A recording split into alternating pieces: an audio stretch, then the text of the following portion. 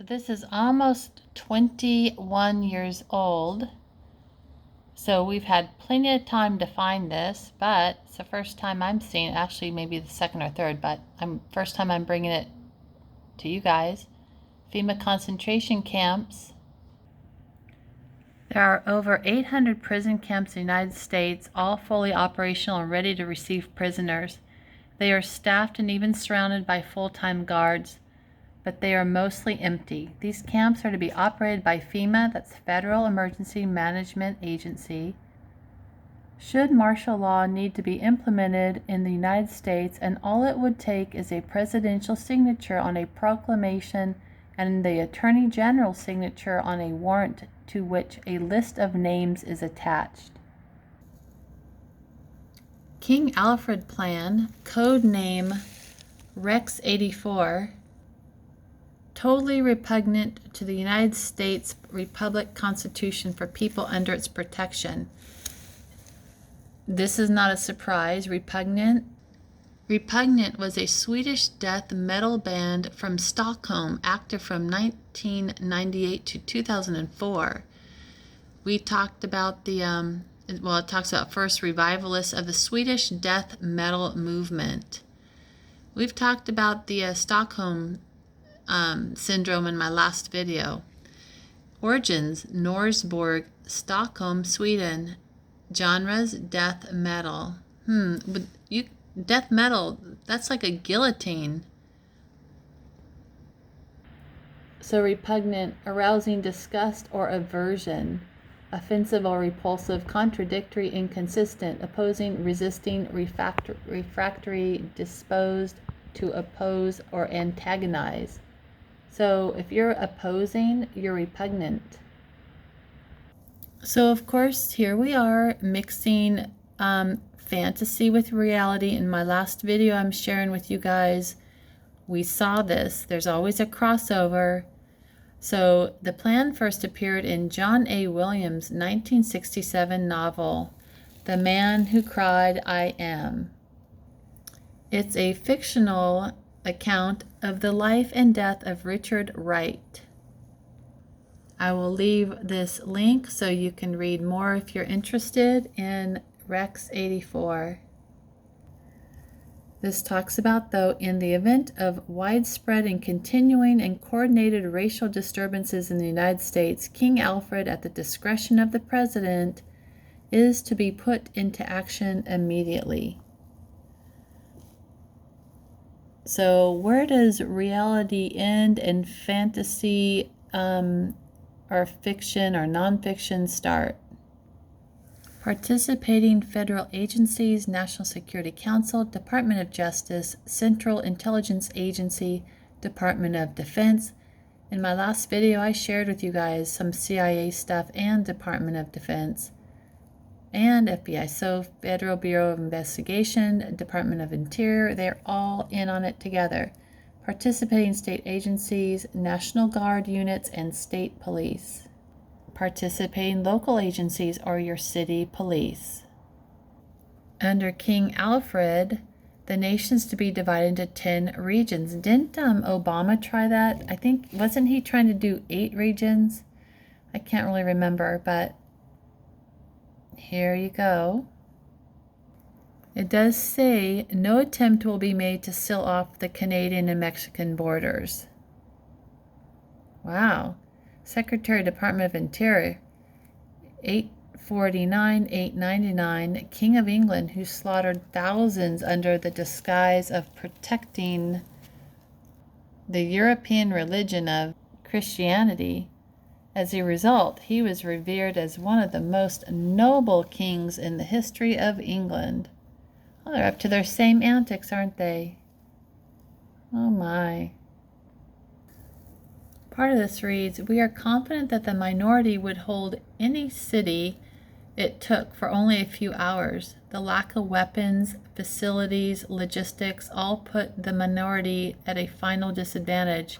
Since the Korean War, this department has shifted minority members of the armed forces to areas where combat is most likely to occur, with the aim of eliminating through combat as many combat-trained military servicemen as possible. eliminating.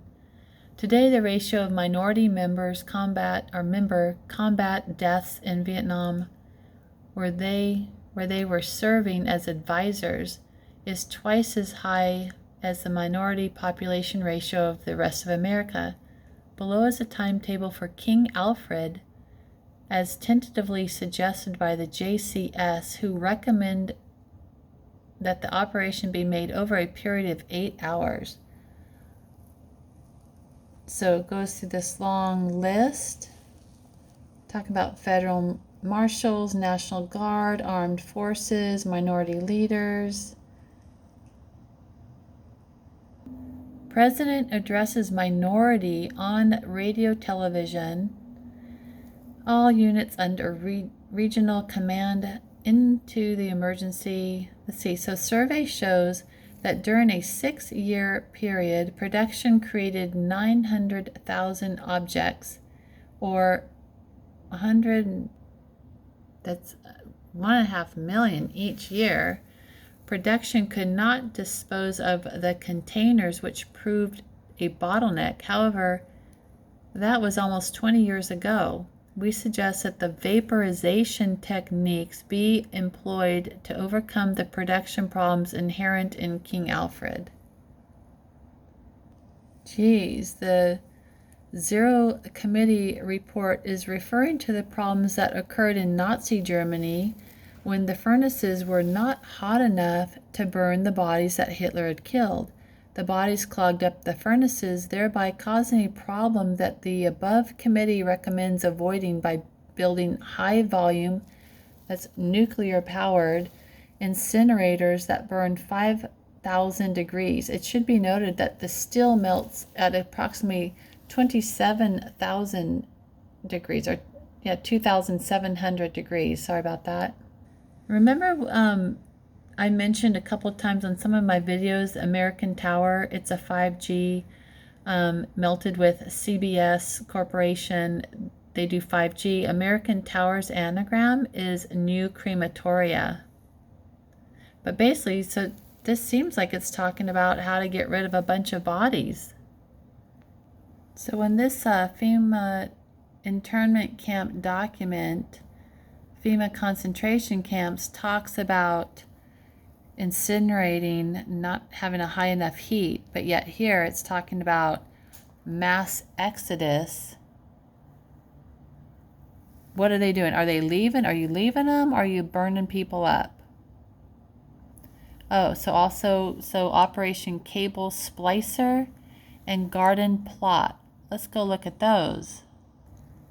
Mass exodus looks like it could be max doses, AU or UA.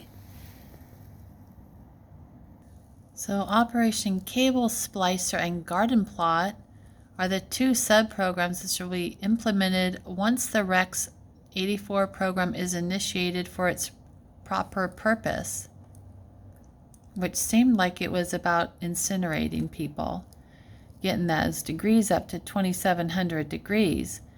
Anyhow, so Garden Plot is the program to control the population. Control the population. It smells like a Gates story to me. Cable Splicer is the program for an orderly takeover of the state and the local governments by the federal government. FEMA is the executive arm of the coming police state and thus will head up all operations. The presidential executive orders already listed on the Federal Register are part of the legal framework for this operation. Maybe legal, but not ethical or moral. The camps all have railroad facilities as well as roads leading to and from the detention facilities. Many also have an airport nearby. The majority of camps can house a population of 20,000 prisoners. Currently, the largest of these facilities is just outside of Fairbanks, Alaska. Alaskan facility is a massive mental health facility and can hold approximately 2 million people. New York Times writes about it in 2006. Executive orders associated with FEMA that would suspend the Constitution and the Bill of Rights. These executive orders have been on record for nearly 30 years and could be enacted by the stroke of a presidential pen. So this was, let's see, May 15th, 2016. So these are the executive orders. So 10990, well, that's convenient. Look at all those little nines, and if you flip them around, it's sixes, but allows the government to take over all modes of transportation and control of highways and seaports. Is that Executive Order 10995 allows the government to seize and control the communication media. Pretty much doing that already. Executive Order 10997 allows the government to take over all electrical power, gas, petroleum, fuels, and minerals. So you guys can look all this up.